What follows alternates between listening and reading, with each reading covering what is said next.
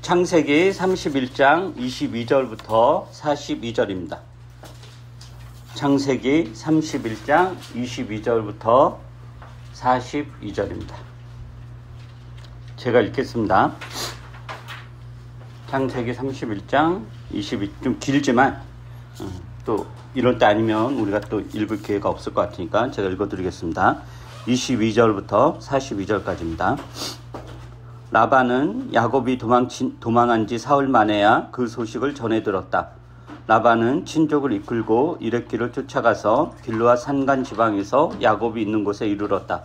그날 밤에 아람 사람 라반이 꿈을 꾸는데 하나님이 나타나셔서 좋은 말이든지 나쁜 말이든지 야곱에게 아무 말도 하지 않도록 조심하라 하고 그에게 말씀하셨다. 라반이 야곱을 따라 잡았을 때 야곱이 길르앗 산간 지방에다 이미 장막을 쳐 놓았으므로 라반도 자기 친족과 함께 거기에 장막을 쳤다. 라반이 야곱에게 말하였다. 자네가 나를 속이고 나의 딸들을 전쟁포로 잡아가듯 하니 어찌 이럴 수가 있는가? 어찌하여 자네는 나를 속이고 이렇게 몰래 도망쳐 나오는가? 어찌하여 나에게 아무 말도 하지 않았는가? 자네가 간다고 말하였으면 북과 수금에 맞추어서 노래를 부르며 자네를 기쁘게 떠나보내지 않았겠는가? 자네는 내가 나의 손자 손녀들에게 입을 맞출 기회도 주지 않고 딸들과 석별의 정을 나눌 시간도 주지 않았네. 자네가 한 일이 어리석기 짝이 없네. 내가 마음만 먹으면 자네를 얼마든지 해칠 수 있네. 그러나 어젯밤 꿈에 자네 조상의 하나님이 나타나셔서 나에게 경고하시기를 좋은 말이든지 나쁜 말이든지 야곱에게 아무 말도 하지 않도록 조심하여라 하셨다네. 자네가 아버지의 집이 그리워서 돌아가는 것은 당연하지만 어찌하여 나의 수호 신상들을 훔쳤는가? 야곱이 라반에게 대답하였다. 장인어른께서 저의 처들을 강제로 빼앗으실까 보아 두려웠습니다. 그러나 장인어른 댁 수호 신상들을 훔친 사람이 있으면 그를 죽이셔도 좋습니다. 장인어른의 물건 가운데서 무엇이든 하나라도 저에게 있는지 우리의 친족들이 보는 앞에서 찾아보시고 있거든 가져가십시오. 야곱은 라헬이 그 수호 신상들을 훔쳤으리라고는 전혀 생각하지 못하였다. 라반은 먼저 야곱의 장막을 뒤졌다. 다음에는 레아의 장막과 두 여종의 장막까지 뒤졌으나 아무것도 찾아내지 못하였다. 레아의 장막에서 나온 라반은 라헬의 장막으로 들어갔다. 라헬은 그 수호 신상들을 낙타 안장 밑에 감추고서 그 위에 올라타 앉아 있었다. 라반은 장막 안을 샅샅이 뒤졌으나 아무것도 찾아내지 못하였다. 라헬이 자기 아버지에게 말하였다. 아버지, 너무 노여워하지 마십시오. 지금 저는 월경 중이므로 내려서 아버지를 맞이할 수 없습니다. 라반은 두루 찾아보았으나 끝내 그 수호 신상들을 찾지 못하였다. 야곱은 화를 내며 라반에게 따졌다. 야곱이 라반에게 물었다. 저의 허물이 무엇입니까? 제가 무슨 죄를 지었다고 불길처럼 달려들어서 저를 따라오신 것입니까? 장인어른께서 저의 물건을 다 뒤져보셨는데 장인어른의 물건을 하나라도 찾으셨습니까? 장인어른의 친족과 저의 친족이 보는 앞에서 그것을 내놓아 보십시오. 그리고 장인어른과 저 사이에 누구에게 잘못이 있는지 이 사람들이 판단할 수 있게 해주십시오. 제가 무려 20해를 장인어른과 함께 지냈습니다.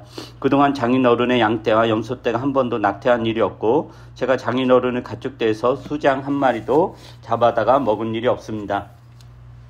들 짐승에게 찢긴 놈은 제가 장인어른께 가져가지 않고 제 것으로 그것을 보충하여 드렸습니다. 낮에 도적을 맡든지 밤에 도적을 맡든지 하면 장인어른께서는 저더러 그것을 물어내라고 하셨습니다.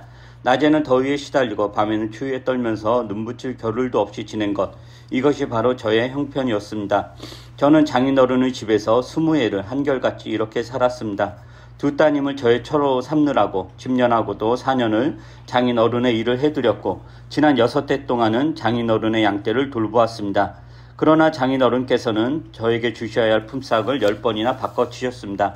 내 조상의 하나님 곧 아브라함을 보살펴 주신 하나님이시며 이삭을 지켜주신 두려운 분께서 저와 함께 계시지 않으셨으면 장인어른께서는 저를 틀림없이 빈손으로 돌려 보내셨을 것입니다. 그러나 하나님은 제가 겪은 고난과 제가 한 수고를 몸소 살피시고 어젯밤에 장인어른을 꾸짖으셨습니다. 이제 라반이 야곱이 가족들을 이끌고 도주한 사실을 라반이 이제 사흘 만에 알게 됩니다. 그 양털깎이 행사하느라고 이렇게 야곱이 이제 그 식솔들을 이끌고 도주한 것을 몰랐죠. 거기다가 이제 사흘이 이제 3일이죠. 3일 만에 알게 됩니다. 화가 잔뜩 난 라반이 이제 친족을 이끌고 야곱을 잡으러 갑니다. 보면은 야곱이 이제 밧담 아람을 떠난 지 길르앗 산간 지역에 도착을 하죠. 거기서 도착을 하고 거기서 장막을 짓는데 대략 뒤가 한 10여일 정도입니다. 사실 그게 물리적으로는 굉장히 엄청난 거리여서 10여일 만에 당도한다는 것도 사실 쉽지 않은데 이제 대충 이런 것 같아요. 그러니까 굉장히 이제 야곱이 이제 도망치는 입장이니까 또 근데 이제 많은 식솔들을 이끌고 가축들도 이끌고 가니까 혼자 도망치는 것보다는 좀 속도는 더딜 수 있을 거예요. 그렇지만 이제 밤낮 가리지 않고 열심히 달려서 10여일 만에 이제 자기가 나름대로 안전한 지대다라고 했던 길르앗 산간 지역에 도착해서 거기에서 이제 장막을 이렇게 칩니다. 근데 이제 라반이 이제 3일 지나서 그걸 알게 되잖아요. 3일 지나서 알게 되는데 라반이 또 식솔도 친족들 이끌고, 그러니까 야곱을 잡아야 되니까 혼자 가서 잡을 수 없잖아요. 그 친족을 이끌고 이렇게 이제 잡으러 가는데 라반은 며칠 만에 길르앗 산간 지방에 도착하냐면은 7일 만에 도착을 합니다. 야곱도 나름대로 빠른 속도로 갔을 텐데 10일 만에 도착한 지역을 라반은 7일 만에 도착을 한 거니까 라반이 지금 굉장히 분이 나가지고 열심히 달려서 이제 쫓아간 거예요. 여기에서 쫓아가서라는 단어가 나오는데 이 단어는 주로 어느 때 사용이 되냐면은 적개심을 품고 추격할 때 사용하는 표현입니다. 예를 들면 도망친 노예를 잡으러 쫓아간다거나 혹은 살인이나 도둑질 이런 큰 죄를 남에게 큰 해를 입힌 사람을 그렇게 해를 입히고 도망친 사람들을 추적할 때 사용하는 표현이 쫓아간다 이 표현이거든요. 근데 이 표현은 이제 쓴 거죠. 그러니까 라반이 야곱을 쫓아갔다. 그래서 이 표현을 통해서 알 수 있는 건 뭐냐면은 라반이 야곱에 대해서 굉장히 화가 났다라는 것이고 야곱에 대해서 굉장히 야곱이 잘못했다라고 라반이 이제 생각을 하고 있다라는 거죠. 그래서 라반은 야곱을 잡아서 야곱을 해치고 뭐 죽이든지 아니면 그냥 뭐 이렇게 쫓아내든지 간에 야곱을 해치고 야곱이 가진 모든 재산을 빼앗고 야곱과 결혼한 그의 딸들과 그의 여종들 그리고 그 사이에서 나온 자식들을 다 빼앗으려고 했던 것 같습니다. 그러니까 라반이 무장을 하고 이렇게 열심히 달려서 쫓아간 거죠. 그런데 이제 야곱은 열심히 달렸지만 이제 이 정도는 이제 좀 벗어났다. 라반의 어떤 손길에서 벗어났다. 라고 해서 이제 길르앗 산간 지역에서 장막을 치고 이제 잠시 머물러요. 라반이 추적하지는 줄 모르고. 근데 이제 라반이 야곱이 장막을 친 길르앗에 도착하고 이제 이게 혼자 이렇게 갈 수 없잖아요. 또 도망을 치려면은 막 장막을 거두고 이게 장막이 텐트거든요. 큰 텐트, 그러니까 여러 개가 있는데 그런 것도 그것도 일이잖아요. 그래서 이제 라반이 판단하기에 더 이상 야곱이 도망칠 수 없다. 야곱도 이제 포기를 했겠죠. 그래서 라반이 야곱이 장막을 친 근처에 또 이제 장막을 쳐요. 자기 또 친족들하고 같이 왔으니까. 근데 이제 라반이 길르앗에 도착한 첫날 밤에 이제 잠을 자다가 꿈을 꿉니다. 어떤 꿈을 꾸냐면은 하나님이 나타나는 꿈을 꾸는데 하나님이 라반에게 나타나서 뭐라고 말하냐면은 좋은 말이든지 나쁜 말이든지 야곱에게 아무 말도 하지 않도록 조심하라 라고 말씀해. 그러니까 라반은 지금 야곱에게 그러니까 화가 잔뜩 나가지고 야곱을 공격하고 책망하려고 온 거 아니에요? 그러니까 그 입에 할 말이 얼마나 많았겠어요? 근데 하나님께서 좋은 말이든지 나쁜 말이든지 아무 말도 하지 말라고 이제 말씀을 하세요. 그러니까 이제 꿈에 나온 거죠. 그러니까 라반이 이제 깜짝 놀랐을 거예요. 어쩌면은 두려움에 사로잡혔을지도 모르죠. 그래서 그 꿈을 통해서 라반이 약간 이제 어떤 심경의 변화가 생기냐면은 자신이 야곱을 해칠 수 없다는 것을 알게 된 것 같습니다. 야곱을 추격할 때는 야곱을 해치고 그가 가진 재산을 다 빼앗을 마음이었지만 그 꿈을 통해서 괜히 자기가 야곱을 잘못 건드렸다간 자기도 당하겠구나 이런 이제 마음을 갖게 된 거죠. 그런데 라반이 하나님 말씀에 또 그대로 순종하느냐 하면 순종하지 않아요. 뒤에 이야기를 보시면 알겠지만은 하나님이 라반에게 그런 명령을 내렸잖아요. 좋은 이야기든지 나쁜 이야기든 하지 말라 라고 그랬단 말이에요. 왜 그랬을까요? 우리가 보통 좋은 이야기 하면서 나쁜 이야기 하잖아요. 칭찬하면서 욕을 바가지로 하죠. 그러니까 그러니까 처음부터 막 욕하는 게 아니라 뭐 약간 칭찬하는 듯하면서 좋은 말이라고 하면서 결국에는 나중에 온갖 가시가 그런 게 사람이 하는 말 표현이잖아요. 아마 그런 것 때문일지도 모르겠지만 어쨌든 너는 아무 말도 하지 마라. 좋은 말이든 나쁜 말이든 하지 말라. 라는 거예요. 근데 라반은 그 말을 이제 듣지 않죠. 하나님의 말씀을 듣지 않아요. 할 말은 해야겠다 라는 심정으로 야곱에게 화를 쏟아내요. 계속 화를 쏟아내요. 근데 하나님이 라반에게 침묵 명령을 내렸잖아요. 근데 라반이 그것을 참지 못하고 자기가 이렇다 막 야곱에게 이렇게 화를 쏟아냈는데 이게 결과적으로 이 창세기 이 맥락에서 어떻게 되냐면은 드디어 야곱이 라반에게 작정하고 할 말을 하게 되는 걸로 작용이 돼요. 그러니까 하나님이 라반에게 넌 좋은 말이든 나쁜 말이든 하지 말라 침묵해라 그랬어요. 그럼 라반이 참지 못하고 야곱에게 막 난리를 쳐요. 그 난리를 치자 야곱이 드디어 그 앞에까지는 그런 이야기가 없었거든요. 그냥 어떤 간접적인 이야기로 라반이 야곱을 박했다 뭐 그 정도였지 그런 게 없었는데 야곱이 드디어 작정을 하고 네가 얼마나 나한테 못되게 굴었는가 라는 거를 막 이야기를 하죠. 그리고 라반이 그거에 대해서 변명을 이렇게 못해요. 그래서 어떻게 되냐면은 라반이 얼마나 비열하고 이기적이고 못된 사람인가가 온천하에 드러나는 거예요. 이 창세기 독자들이 드디어 이 라반이 정말 못돼 처먹은 인간이구나. 우리 지난번에 성훈 형제가 라반은 변명하고 싶다 라는 이야기를 했었는데 여기까지 이제 안 읽어서 이제 여기까지면 도저히 이제 변명할 수 없는 상황이 된 거예요. 그러니까 라반이 하나님이 좋은 말이든지 나쁜 말이든지 하지 말라라고 했으면은 그냥 라반의 악행을 이렇게 덮어지고 그냥 갔을 수도 있어요. 그 어떻게 보면 이게 되게 아이러니한 일인데 하나님이 라반에게 좋은 말이 나쁜 말이든지 하지 말라는 것은 야곱을 위한 것이기도 하지만 사실은 라반을 위한 것이기도 해요. 라반의 평판. 근데 라반이 그걸 참지 못하고 막 쏟아내자 야곱이 드디어 네가 얼마나 나한테 못된 짓을 했는가를 막 이야기한단 말이에요. 이제 그 내용을 한번 보도록 하죠. 라반이 이제 두 가지 이야기를 해요. 첫째는 뭐냐면은 야곱의 도주 방식에 대해서 문제를 제기해요. 아니 나한테 이야기했으면 내가 막 즐겁게 환호하고 잔치도 베풀어주고 그 서로 인사도 하고 더 막 이것저것 싸주면서 보냈을 텐데 너 왜 이렇게 야반도주해서 도망쳤느냐 그거에 대해서 야단을 치는 거고 두 번째는 그래 너 그렇게 간 거다. 근데 왜 우리 집안의 수호신을 훔쳐갔느냐. 그 수호신이라는 게 굉장히 이제 중요한 물건이잖아요. 그 물건 자체가 값비싼 건 아닐지 몰라도 그 물건이 상징하는 맥락에서 왜 훔쳐갔느냐 이거에 대한 책망을 하는 거예요. 한번 보도록 하죠. 라반이 야곱에게 이제 이렇게 이야기해요. 여러분이 한번 다시 26절부터 29절을 한번 읽어보세요. 26절부터 29절. 창세기 31절 26절부터 29절 시작. 라반이 야곱에게 말하였다. 라반이 야곱에게 말하였다. 네, 맞아요. 26절 시작. 라반이 야곱에게 말하였다. 자네가 나를 속이고 나의 딸들을 전쟁포로 잡아가듯 하니 어찌 이럴 수가 있는가?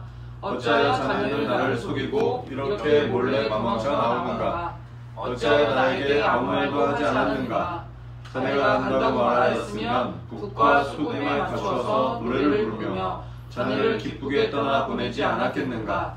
자네는 내가 나의 손자 손녀들에게 입을 맞출 기회도 주지 않고 딸들과 특별히 정을 나눌 시간도 주지 않았네. 자네가 한 일이 어리석기 짝이 없네. 내가 마음만 먹으면 자네를 보면하는지 해칠 수도 있네. 그러나 어제 자네 조상의 하나님이 나타나셔서 나에게 경고하시기를 좋은 말이든지 나쁜 말이든지 야곱에게 아무 말도 하지 않도록 조심하여라 하셨다네. 네, 이 라반의 이러한 발언은 굉장히 기만적입니다. 왜 그러냐면은 라반이 야곱의 아내들을 뭐라고 표현하죠? 레아와 라헬을 자기 딸들이라고 표현해요.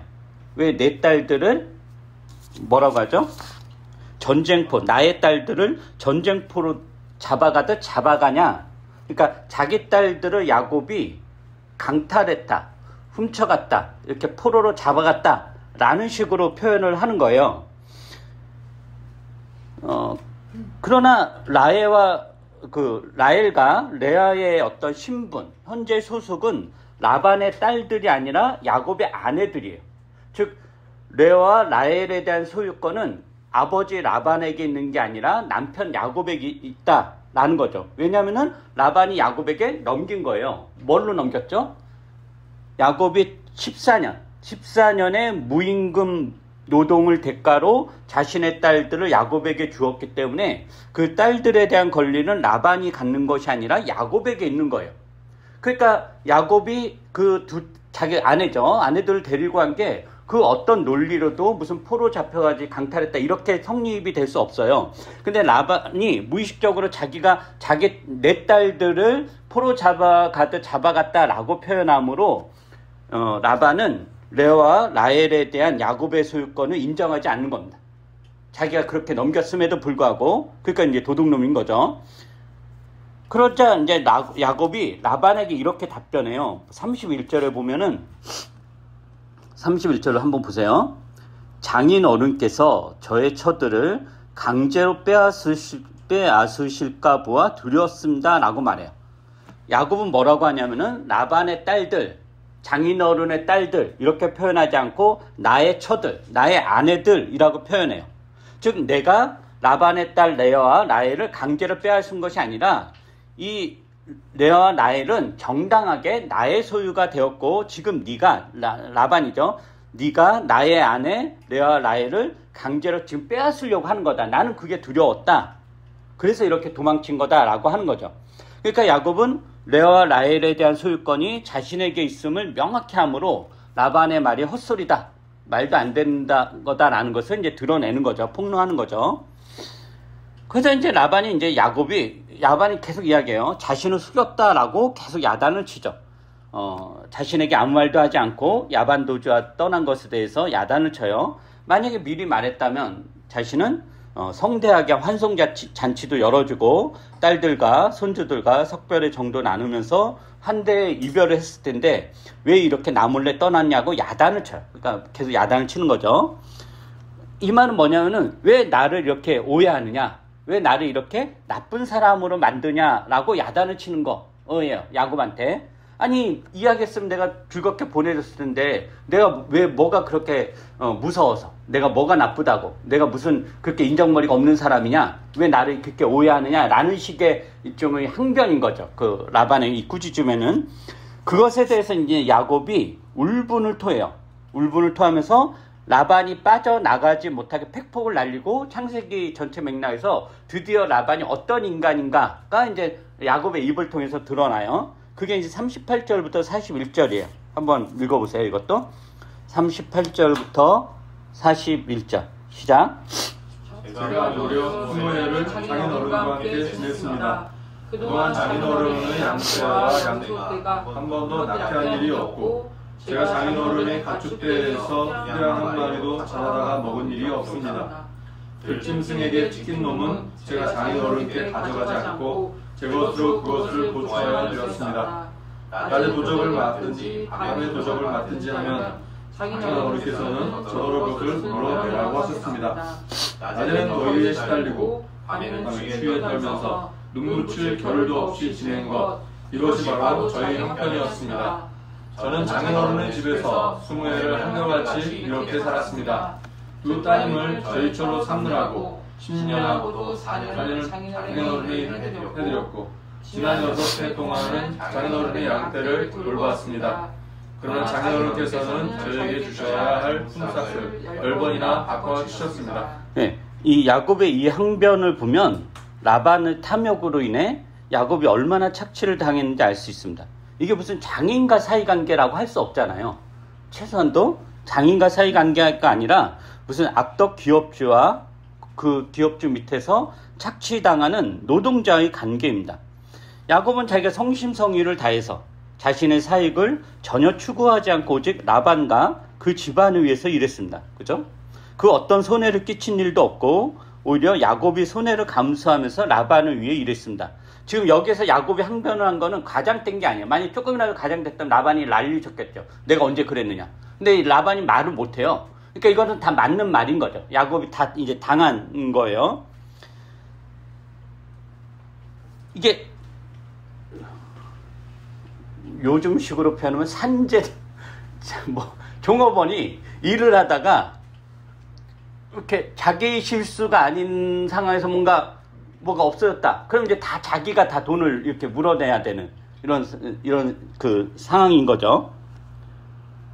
낮에는 더위에 시달리고 밤에는 추위에 떨고 눈붙일 겨를도 없이. 그러니까 20년은 맘 편히 따뜻한 방에서 잠을 못 자고 내내 이제 아침 저녁으로 계속 이제 일만 이렇게 했던 거예요. 20년 한결같이 그렇게 했다라고 하는 거예요. 그러면 그거에 대한 어떤 약간 보상이라도 해야 될 텐데, 지금 그 41절 하반절에 보면은, 그러나 장인어른께서는 저에게 주시할 품삯을 10번이나 바꿔치셨습니다 라고 그래요. 여기서 10번이라는 거는 숫자적으로 10번일 수도 있죠. 10번이 되게 충만한 숫자, 이런 뜻, 또 10이라는 게 그런 뜻도 돼서 셀 수도 없이 계속 조건을 바꾸는 거죠.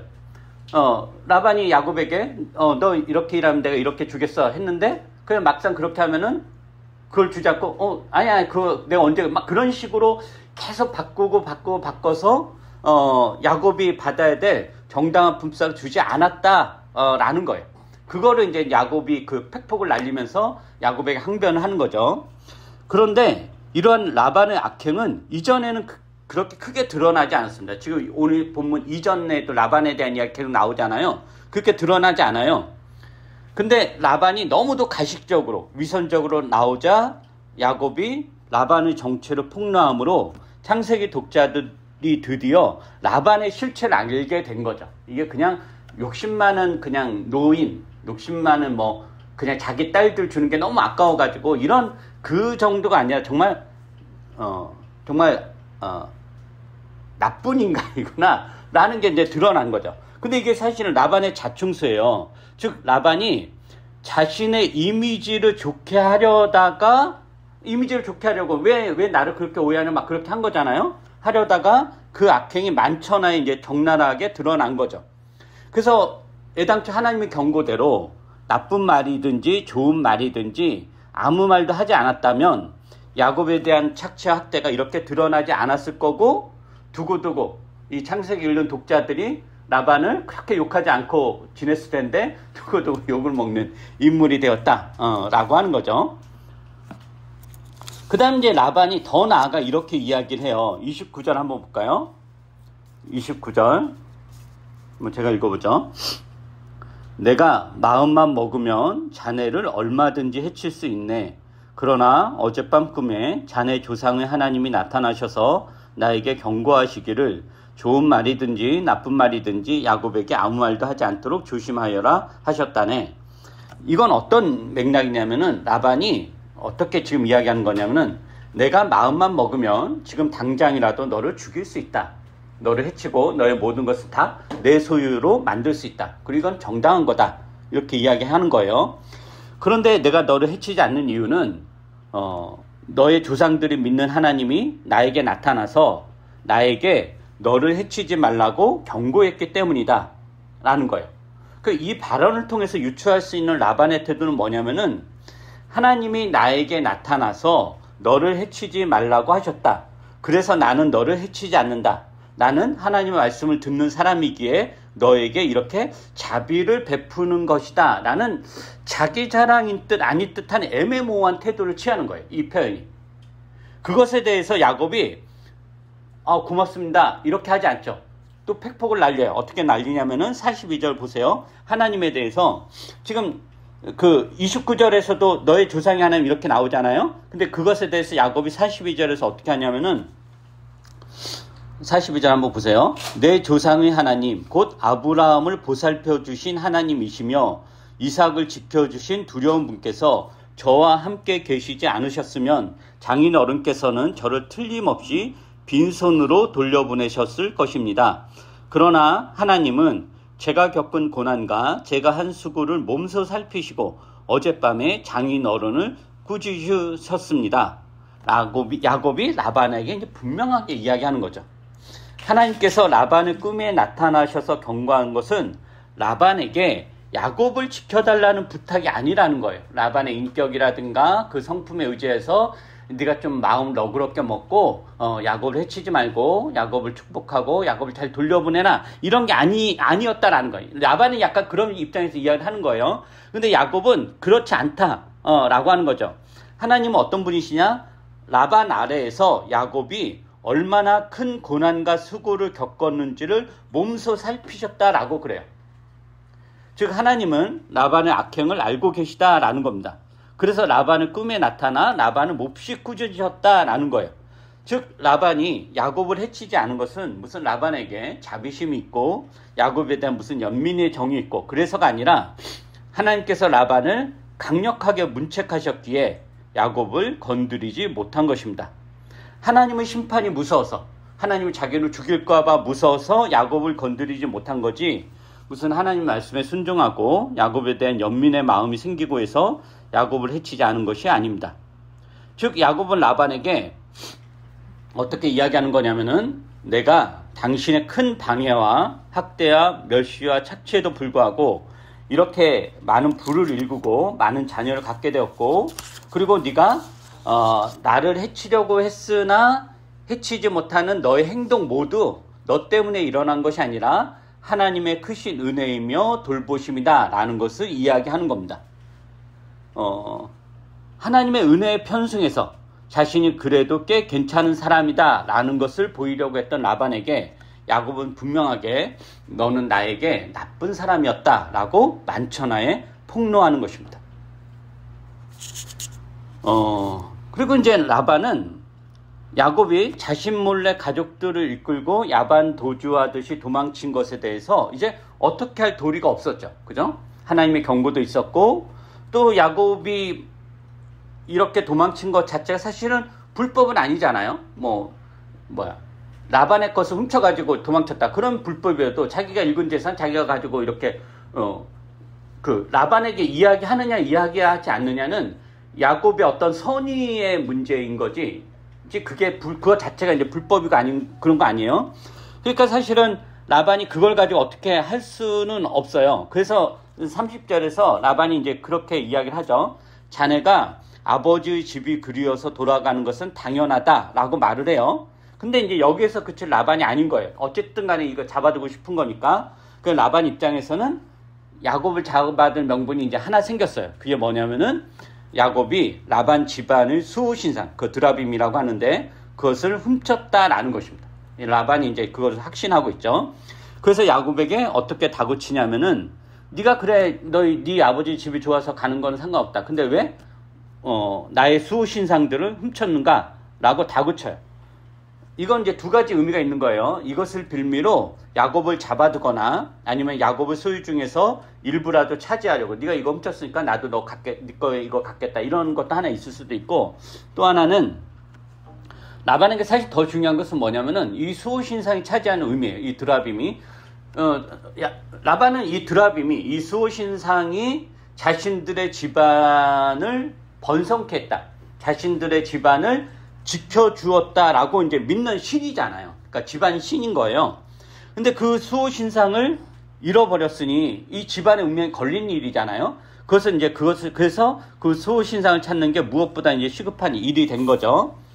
그러나 이제 야곱은 라반 집안의 수호신상도 훔치지 않았어요. 누가 훔쳤냐면은 라반의 딸이자 야곱의 아내인 라헬이 이 수호신상을 훔쳤고, 이걸 야곱에게 말하지 않았던 거예요. 그러니까 야곱 입장은 당연히 자기가 훔치지 않았던 거고, 그래서 만약 누가 이렇게 훔친 사람 있다, 우리 가족 중에서, 우리 친족 중에서 훔친 사람 있다면 그 사람은 죽여도 된다라고 이제 당당하게 이야기할 수 있었던 거죠. 그래서 이제 라반이 옳다거나 여기고 야곱의 장막들과 짐들을 샅샅이 뒤지며 수호신상 찾아요. 야곱의 장막도 뒤지고 레아와 라헬의 장막도 뒤지면서 다 찾아요. 근데 나오지 않죠. 그 수호신상이 어디에 있었냐면은 라헬이 이제 낙타를 타고 있었고, 낙타 안장 밑에 이제 그 수호신상 그러니까 아마 되게 이제 작은 건 뭐 큰 그런 게 아니라 이제 그 낙타 안장 밑에 감춰질 정도니까 되게 이제 작은 거겠죠. 그걸 감추고 이제 올라탄 거예요. 그리고 이제 아버지 라반이 이제 막 왔으니까 사실 낙타에서 내려서 인사를 해야 될 텐데 라헬이 자기가 이제 지금 월경 중이어서 너무 힘들어가지고 낙타에서 내리는 게 불가하다고 양해를 구하고 라반이 이제 그걸 믿죠. 그리고 라반이 이제 곳곳을 샅샅이 뒤졌으나 결국 이제 수호신상을 찾지 못하는 거예요. 근데 이거는 라반 집안에 대한 통쾌한 복수인데, 지금 라반은 자기의 집안을 지켜주는 게 이 수호신상이라고 믿는 거잖아요. 근데 이 집안을 지켜주는 이 수호신상이 없어졌으니 난리가 난 거죠. 근데 이 수호신상이 라반의 집안을 지켜주느냐? 지켜주지 못하죠. 지금 처지가 어때요? 이 수호신상은 라헬이 엉덩이로 깔고 앉아 있어요. 여자의 엉덩이에 깔려서 꼼짝달싹도 못하는 게 이 수호신상이에요. 생각도 못하고 움직이지 못하고 말도 못하고 아무것도 못해요. 더구나 지금 라헬이 얼경 중이라고 했으니까 이게 이제 얼경 중이라는 게 이게 사실인지 아니 거짓말한 건지 모르겠지만, 만약 얼경 중이었다면은 사실 여자의 얼경은 되게 당시 고대사에서 부정하게 여겼기 때문에 그 수호신상 밑에 여자가 엉덩이를 깔고 거기에 이제 얼경의 피가 이렇게 묻는 거니까 그 수호신상 완전히 엉망진창이 된 거예요. 완전히 모욕적인 된 거죠. 그러니까 생각도 못하고 움직이지도 못하고 말도 못하고 아무것도 못하고 스스로 자신도 지키지 못하는 수호신상에게 집안의 번영을 의탁하고 믿고 의지하고 있는 모습을, 라반의 이 모습을 드러내주는 거예요. 이 내용이 얼마나 어리석은가 라고 하는 거죠. 그러면은 이 수호신상에 반해서, 그러니까 라반은 이 수호신상이 우리를 지킨다라고 믿었지만 야곱은 누가 자기를 지켜요? 조상의 하나님, 그죠? 아브라함의 하나님, 이삭의 하나님, 이 하나님 나를 지킨다라는 거예요. 근데 하나님이 어떠냐? 지금 상황을 주도해 나가시죠. 라반의 꿈에 나타나 야곱을 해치지 말 것을 경고해요. 그죠? 라반의 철저한 착취에도 불구하고 야곱은 무너지지 않고 번성합니다. 그리고 야곱은 그 이유를 내 조상의 하나님, 곧 아브라함을 보살펴 주신 하나님이시며 이삭을 지켜주신 두려운 분께서 나와 함께 계셨다라고 고백을 해요. 아브라함과 이삭의 하나님께서 야곱이 겪은 고난과 수고를 몸소 살피셨다라고 합니다. 그래서 라반은 야곱을 핍박하고 야곱의 것을 빼앗으며 착취했지만 하나님은 그 고난의 현장에서 야곱과 함께 계시며 야곱을 보살펴 주셨다, 지켜주셨다라는 것입니다. 그럼 여기서 우리는 하나님에 대한 믿음이 세상에서 어떻게 표현되어야 하는가에 대한 단서를 찾을 수 있습니다. 그것은 뭐냐면은 세상이 불의하다고 해서 나도 같이 불의에 동참하는 것이 정당화되지 않는다라는 것입니다. 야곱이 그 라반으로부터 그러한 학대와 착취를 당하고 불의한 일을 당했잖아요. 그래서 나도 이렇게 당했으니 나도 그렇게 하겠다 해가지고 라반의 것을 몰래 빼돌리고 몰래 훔치고 장부를 조작하고 이러지 않았단 말이에요. 그죠? 그러니까 하나님에 대한 믿음은 뭐냐? 세상이 불의해도 그 불의에 저항하며 그 불의에 물들지 않고 하나님 나라 백성의 가치관을 지키며 살아가는 것으로 나타납니다. 우리가 흔히 하는 말인 세상이 다 그래, 어쩔 수 없어, 다 그렇게 살아, 안 그러면 나만 손해야 라는 이런 말로 자신의 불의함을 정당화하지 말아야 합니다. 야곱은 라반의 착취에도 불구하고 그 집안에서 성실함을 유지하며 자신의 것을 챙겨 나갔습니다. 라반의 불의에 저항하며 그 불의를 반복하지 않는 방식으로 자신의 유익을 위해 애쓰며 살아갑니다. 그리고 그것을 야곱은 하나님의 은혜로, 하나님의 돌보심으로 고백합니다. 이러한 고백이 여러분의 있기를 바랍니다. 기도하겠습니다.